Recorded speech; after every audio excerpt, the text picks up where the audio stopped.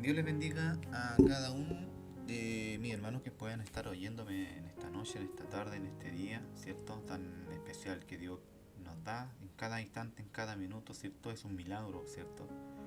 Agradeciendo a Dios porque a lo mejor nosotros somos un milagro, ¿cierto? De poder no haber despertado de la muerte, una muerte carnal, una muerte del mundo, una muerte de contaminación.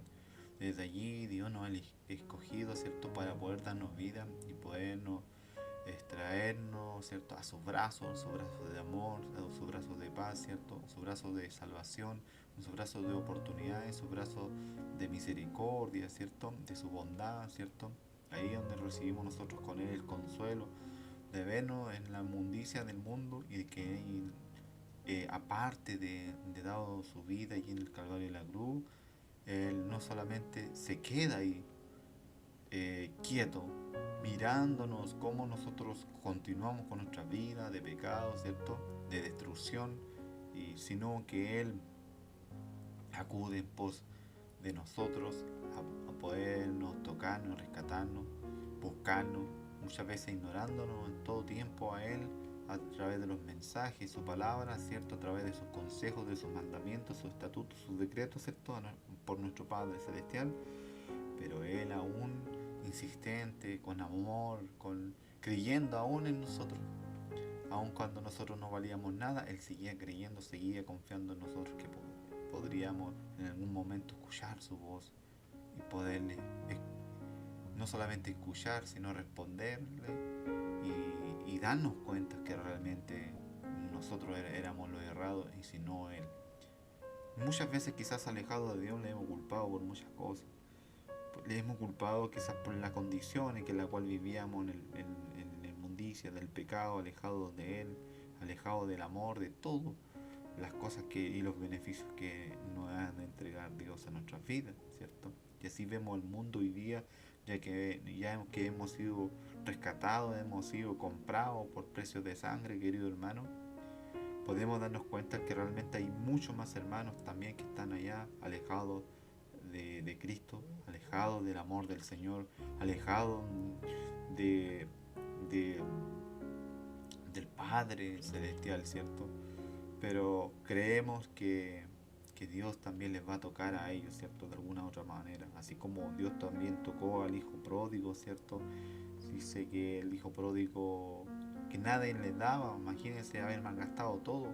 Nosotros cuando nacemos y crecemos, hermanos, nosotros venimos al mundo con cualidades muy hermosas. Pueden notar las personas a través de cuando nosotros somos pequeños, vean viendo las cualidades buenas que nosotros tenemos en la vida, pero ya cuando ya cuando tenemos ya el conocimiento de diferenciar entre lo bueno y lo malo, nosotros somos los que decidimos de tomar la rienda de nuestra vida, pero las decisiones alejadas de Dios son totalmente equivocadas. Por eso es que es necesario que todo el mundo puedan hablarle a sus hijos a través del Evangelio, porque el mundo no lo va a hacer por usted ni por nadie lo va a hacer, ¿cierto? Para que así desde muy pequeños puedan tener una cercanía con nuestro Padre Celestial y nuestro amado Salvador Jesucristo, le puedan recibir y puedan tenerlo en su corazón. Es momento nosotros de despertarnos, es momento de orar para poder que vayan muchos y conozcan al Rey de Reyes y Señor de Señores. Porque esta salvación es importante para cada uno de nosotros, pero también no debemos ser egoístas con los demás que están quedando atrás. Hay muchos que están caídos, pero ya hay muchos que no se preocupan por ayudar a levantarle los brazos al caído, sino lo dejan ahí y al contrario se olvidan, no oran, ¿cierto? Y eso no es parte de lo que Dios nos ha ordenado. Nosotros debemos orar unos por los otros. Y aparte de eso, amarnos unos a otros. Y el amor se transmite porque no podemos llegar a decir al Padre, nosotros te amamos, te queremos perfeccionarnos en ti, pero estamos olvidándonos que atrás de nosotros ha quedado los caídos, ¿cierto? Y hay que también orar para que el Señor nos pueda tocar y levantarnos. A veces las palabras pueden uno darles consejos a los que están caídos, un consejo de aliento, no un consejo condenador, porque muchos actúan en la forma de, tan bajo ejemplo como la ley antigua, no sé, hermano, nosotros debemos usar la gracia que Dios ha puesto en cada uno de nosotros, la que nosotros fuimos rescatados, tenemos oportunidad. Dios es un Dios de oportunidades. Entonces muchos ministerios, muchos hermanos, muchos siervos de Dios y siervas de Dios, muchas veces cuando ven a alguien caído, van con la palabra, pero le ponen la ley, siempre condenando, condenando, condenando. Y la palabra de Dios no es para condenar, sino para liberar, hermano. Y eso es lo que nosotros debemos hacer, porque Dios no nos ha condenado hasta el momento. Dios lo único que ha hecho es darnos oportunidad a cada uno de nosotros. No crea que usted porque está caminando, no ha caído, no ha venido tropiezo, o a lo mejor en este momento usted está bien. Si está bien, perfecciónese más y siga bien. Pero no mire a los demás como caen, como flaquean. Y muchos se ríen de que con muchos caen. Nosotros debemos orar por nuestros hermanos para que se pueda levantar, que Dios les pueda ayudar a fortalecer su corazón, fortalecerse en la fe, fortalecerse en el espíritu, ¿cierto? Y fortalecerse también en la oración, hermano, porque muchos quizás son de poquita oración, pero es necesario que nosotros oremos para que los demás vayan creciendo, no solamente preocuparnos de nosotros, el crecimiento, también los demás son necesarios.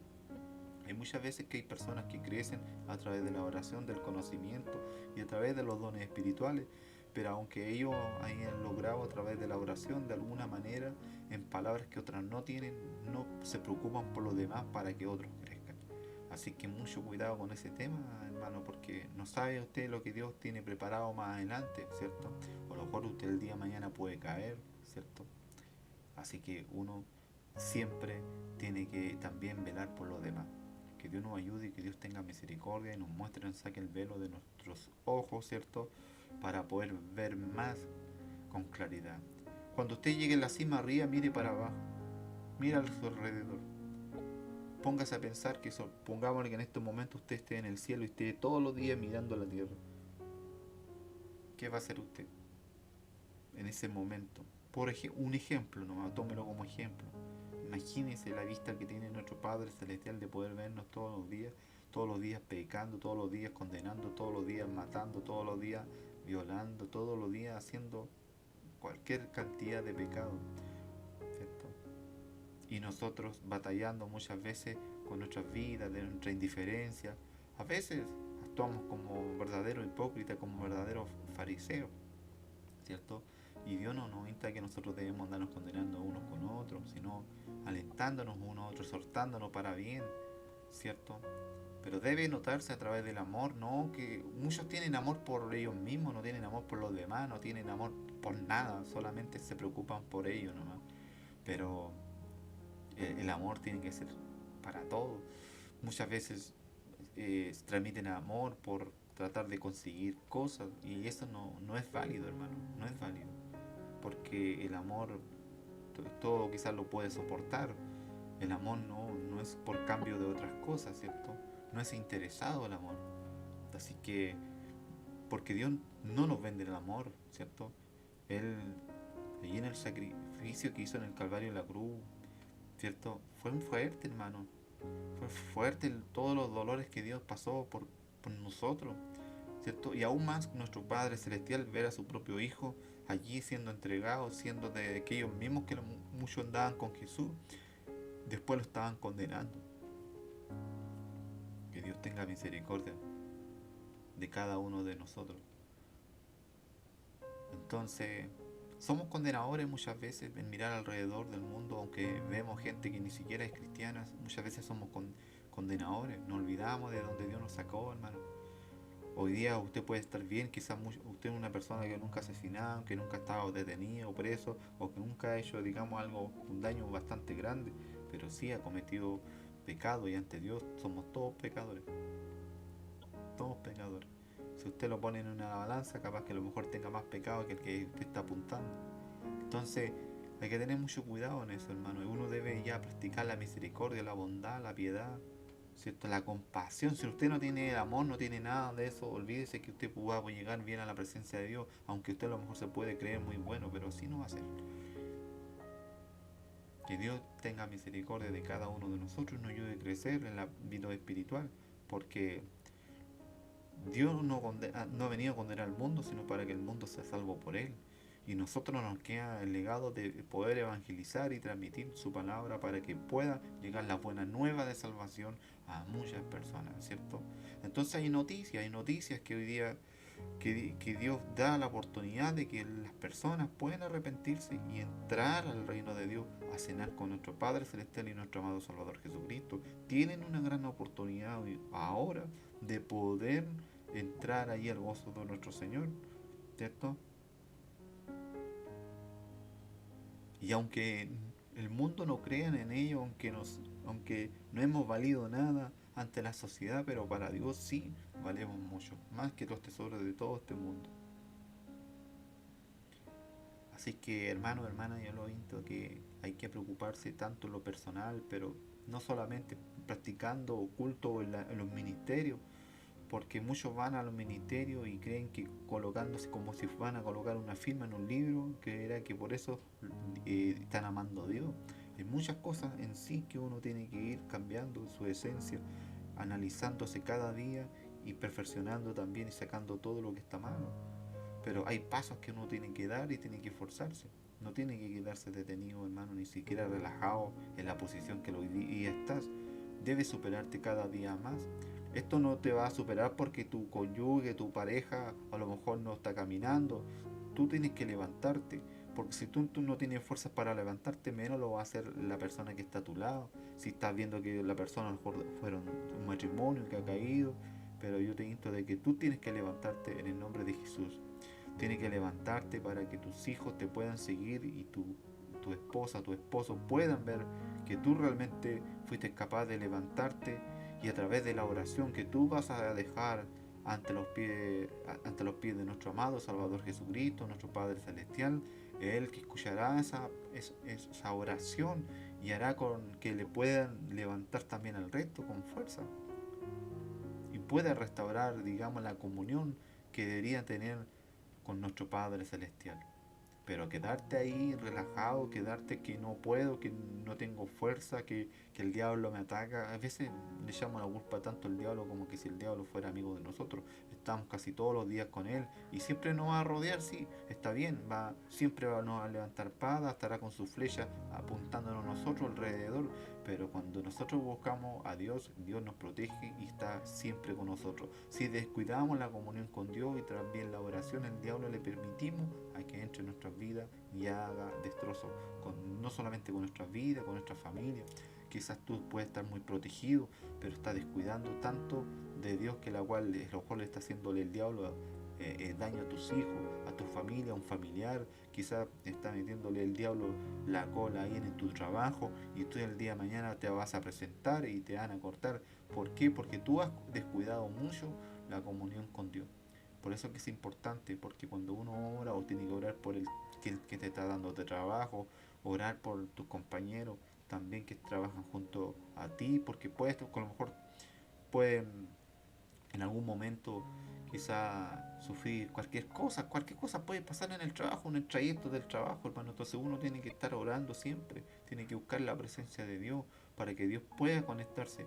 Siempre tiene que haber una comunión y Dios ama cuando uno tiene una comunión con Él. Es bonito cuando está con el Padre Celestial y agradeciéndole cada día, en cada momento. Quizás tu jefe te regaña, pero de alguna manera Dios tocó el corazón de ese jefe para que te pudiera contratarte. Aunque digan que el viejo sea mañoso, como dicen algunos, hermano, aunque sea arrogante, ¿cierto?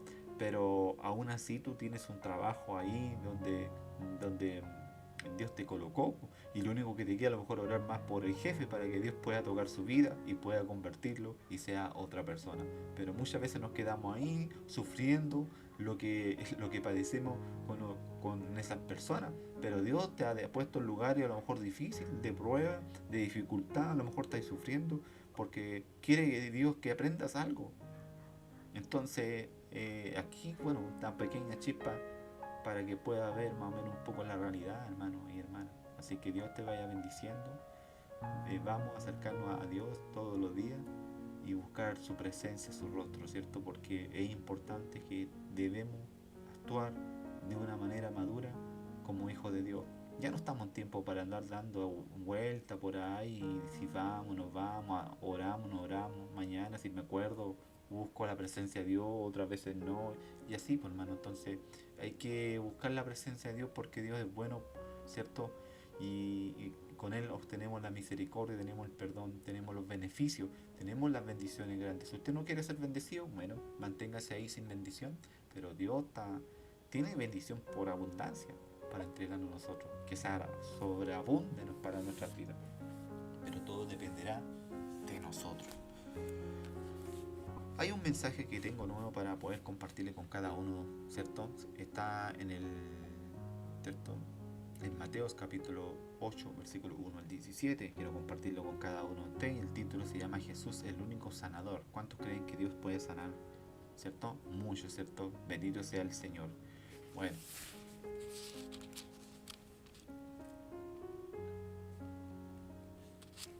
Bendito sea el Señor porque es bueno en todo tiempo, ¿cierto? Para Él sea toda la honra, toda la gloria, todo el honor, toda la alabanza, hermano, porque es maravilloso estar con el Señor. Oiga, es lo más increíble tener una comunión con el Señor, despertarse en la mañana, o muchas veces, ¿sabe que yo estoy orando, hermano, y siento una presencia, algo que me está tocando, me está acariciando el pelo? Y a veces cuando estoy durmiendo me despierto con la sensación que me están revisando los cabellos del pelo.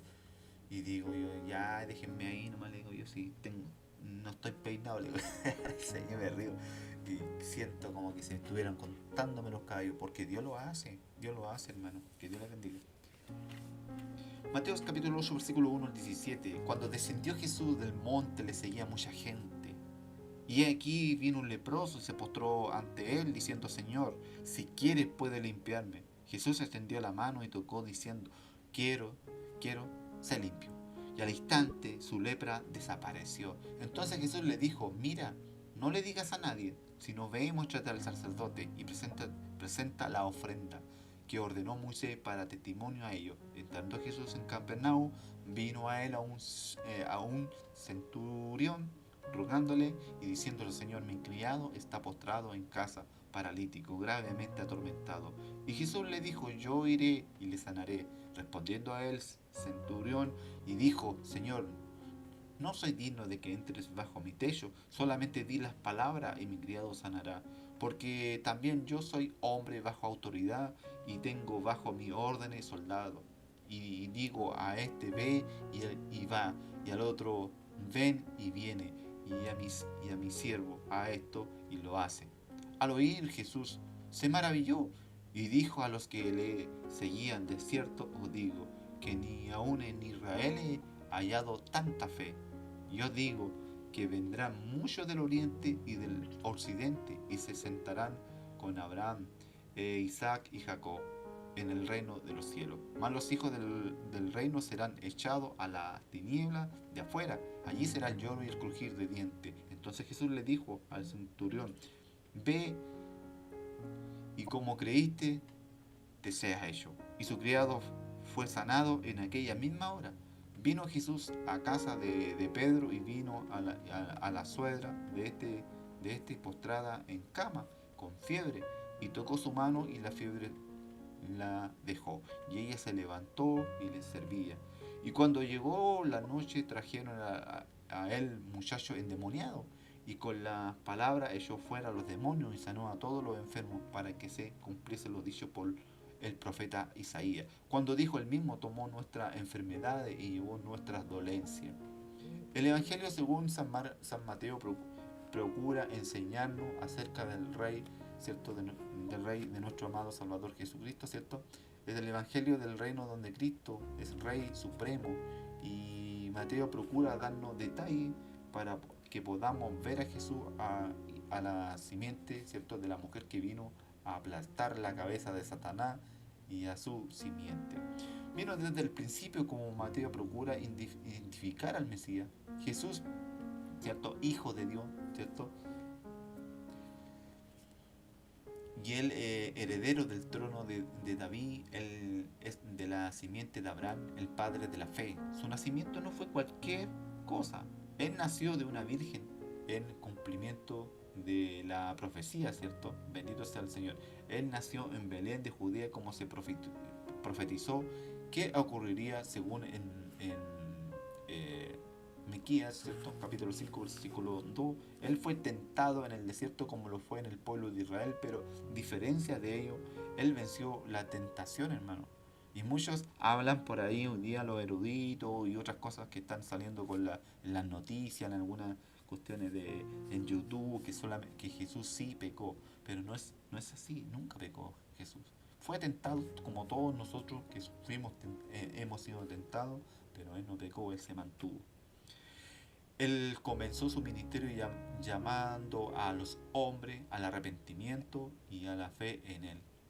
Luego Mateo nos presenta los primeros de los 5 grandes discursos de Jesús que aparecen en el Evangelio, y vimos el Sermón del Monte en donde Jesús nos enseña el carácter de vida que debe poseer todos aquellos que pertenecen al reino de Dios. Es interesante el énfasis de Jesús. Él da mayor énfasis al carácter del cristiano que las habilidades del cristiano, y nos enseña que la vida del cristiano es una vida transformada. Él vino a salvar, ¿cierto? Él vino a transformar la vida que ha sido destruida por el pecado, y todos quedaron impactados por la palabra de Jesús. ¿Por qué?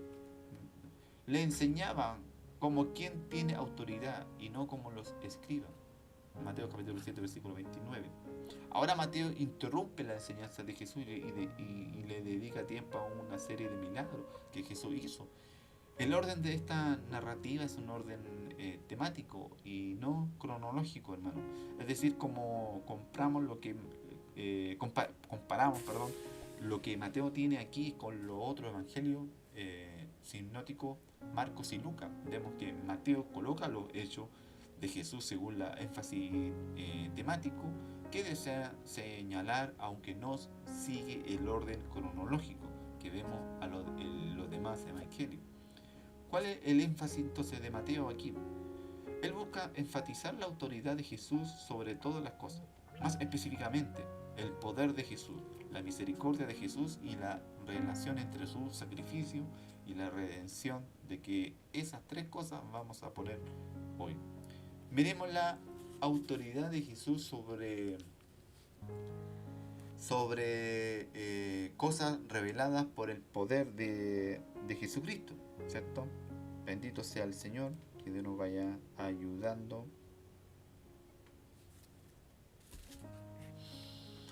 El poder de Jesús. Cuando vemos la historia aquí y no hemos perdido la sensibilidad a lo que aquí se nos narra acerca de Jesús, nuestra relación debe ser, ¿cierto? Es algo increíble, impresionante. Esta es fuera de liga. 3 cosas entre muchas podemos añadir. Primero, su poder se demostró en que sanó inmediatamente.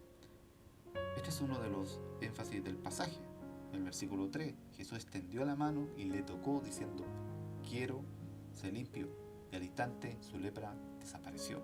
Entonces Jesús dijo al centurión: ve y como creíste te sea hecho. Y su criado fue sanado en aquella misma hora.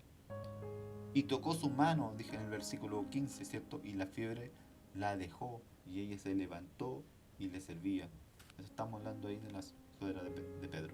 No solamente las personas quedó sanas inmediatamente, sino que también recobraron inmediatamente su fuerza. Por lo menos lo vemos en el caso de la suegra de Pedro. Tan pronto tocó su mano y la fiebre la dejó. Se levantó y le servía.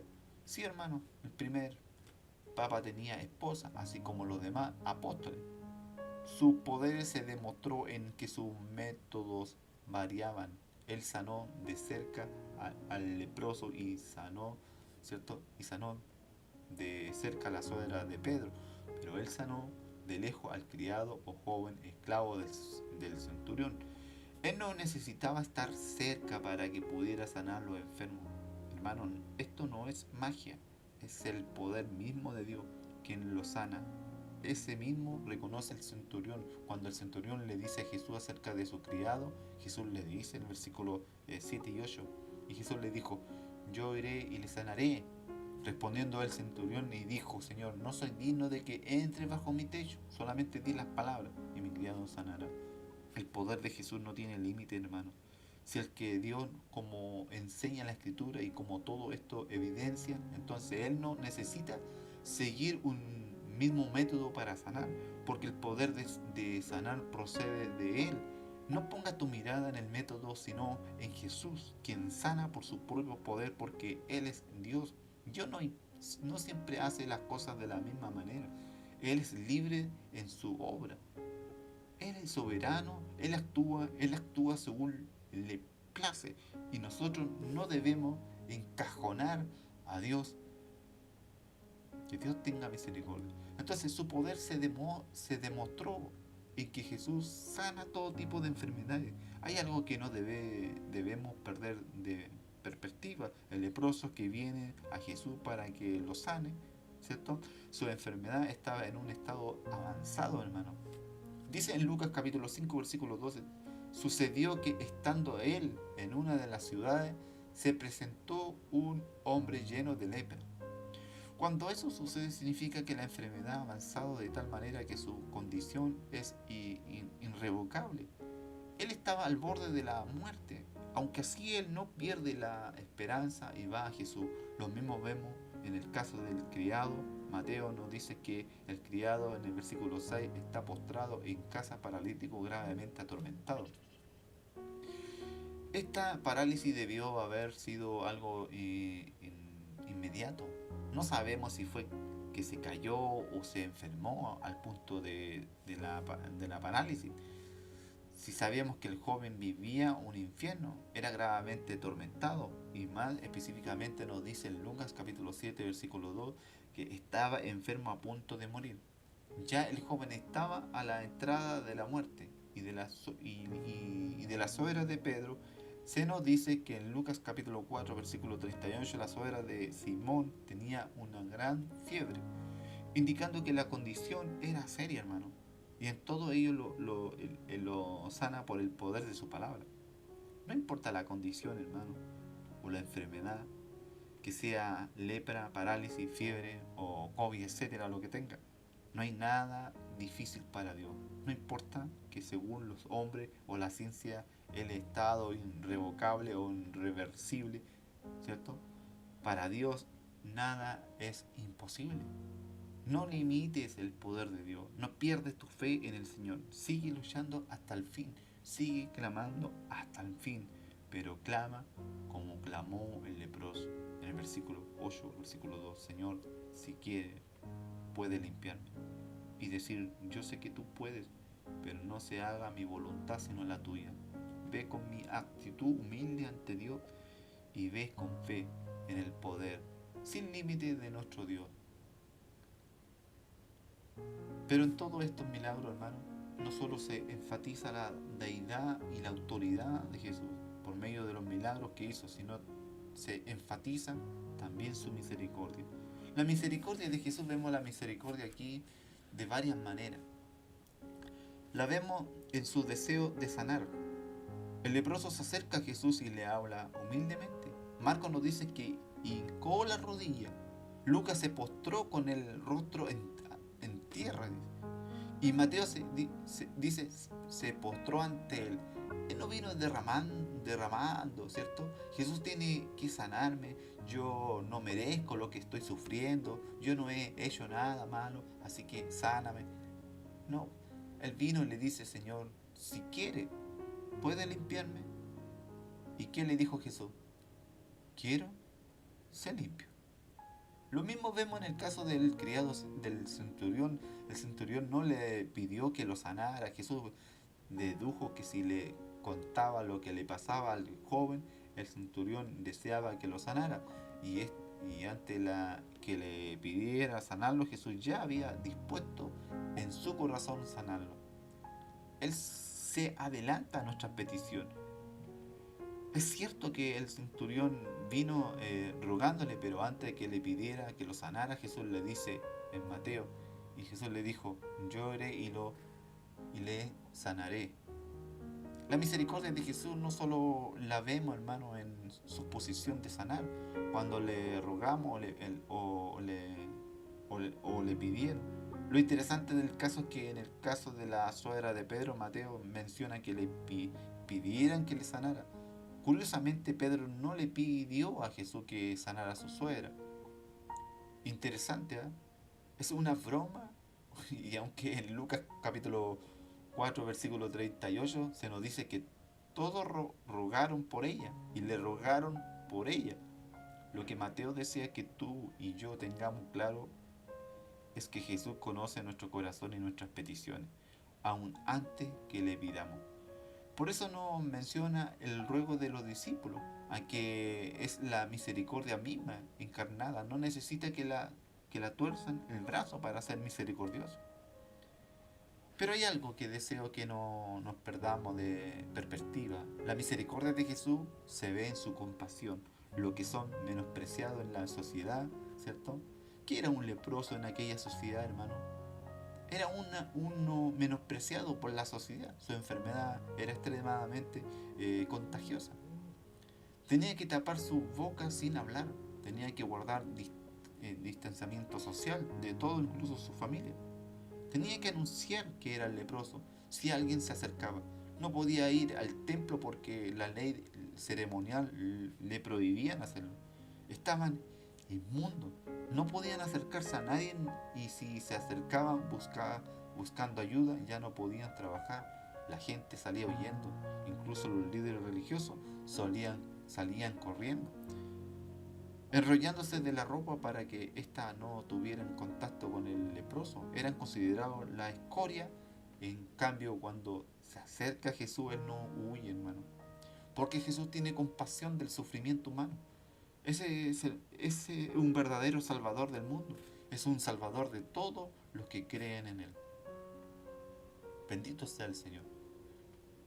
Y en el caso del centurión tenemos aquí un gentil. Y ustedes saben que los fariseos consideraban a los gentiles como malditos, como gente contaminada, y si tenían contacto con ellos, inmediatamente iban a lavarse las manos para limpiarse de toda la contaminación. Para colmo, este hombre era un centurión, un soldado romano a cargo de batallón de alrededor de 100 hombres, a cargo de hacer cualquier cosa o un imperio romano que demandara. Él pertenecía al pueblo opresor. Él representaba al imperio romano que tenía esclavizado al pueblo judío. ¿Y qué hace Jesús? Él no le dice: ¿quién eres tú para pedirme ayuda cuando tu pueblo, los romanos, nos han esclavizado, nos han quitado la libertad como pueblo? Impone leyes sobre nosotros. Tenemos que pagar impuestos al pueblo opresor. Ni Jesús le da una bofeteada ni le insulta, ni piensa: cuando vaya a su casa se la voy a desbaratar. No, Jesús le dice: yo iré y le sanaré. Él estaba dispuesto no solo a ir a la casa de un gentil, sino a entrar a la casa del gentil opresor y mostrar misericordia a ese joven esclavo que estaba a punto de morir. Entonces aprendan de Jesús el movimiento, ¿cierto?, de la misericordia. Lo vemos también al sanar la suegra de Pedro. ¿Por qué lo decidimos? Porque en la cultura judía las mujeres eran despreciadas, en contra de la enseñanza del Antiguo Testamento, que nos enseña que hombres y mujeres son igualmente dignos porque ambos han sido creados a la imagen de Dios. Y por tanto ninguno es superior al otro, porque, aunque hayan diferencias biológicas, emocionales. El pueblo judío despreciaba a la mujer, pero no Jesús. Aunque antes de que le pidieran que la sanara, Jesús va, la toca. Lucas nos dice que Jesús reprende a la fiebre y ella queda totalmente sana. Jesús es el Dios de la misericordia, querido hermano y hermana. Por eso es que podemos ir donde Él y podemos poner todas nuestras cargas ante Él y podemos esperar a recibir su compasión, su misericordia, ¿cierto? Sostener en medio de todas las pruebas. Ve a Jesús, corre hacia Él, querido hermano y hermana. Y por último, hermanos, Mateo nos enseña cuál es la relación entre el sacrificio de Jesús y la redención. El sacrificio de Jesús y la redención, ¿por qué hablamos de esto? Por varias razones. primero, luego de haber sanado la suegra de Pedro, nos dice Mateo en el versículo 16, y cuando llegó la noche, trajeron a él, a él muchos endemoniados, y con la palabra echó fuera a los demonios y sanó a todos los enfermos. A todos los sanó con la palabra. El leproso, el centurión, la suegra de Pedro fueron sanados por la palabra que provienen de los labios de Jesús. Son las palabras de Dios sana, ¿cierto? No solo el cuerpo, sino principalmente el alma. Solo es esa palabra de vida, solo esa palabra transformadora de la vida. Esa es su convicción. Cuando leen la palabra te acerca a ella con la convicción del poder de esa palabra. Cuando viene a la iglesia o al templo a adorar a Dios, viene con la convicción del poder sanador de esa palabra. No es tu deseo a que quien se... no es pongámosle tu deseo, que aquí se predique y se enseñe constantemente esa palabra. Y como dice Pablo, la sana doctrina. Solo Jesús tiene la palabra de vida eterna, hermano. Y dos, porque Mateo nos dice que toda esta obra de sanidad, en el versículo 17, para que se cumpliese lo dicho por el profeta Isaías, cuando dijo: el mismo tomó nuestras enfermedades y llevó nuestras dolencias. La referencia a Isaías, hermano, en Isaías capítulo 53, versículo 4, que Isaías no habla de enfermedades físicas, sino la enfermedad del pecado que el sacrificio del siervo sufriente solo puede quitar. ¿Qué quiso decir Mateo con esa cita?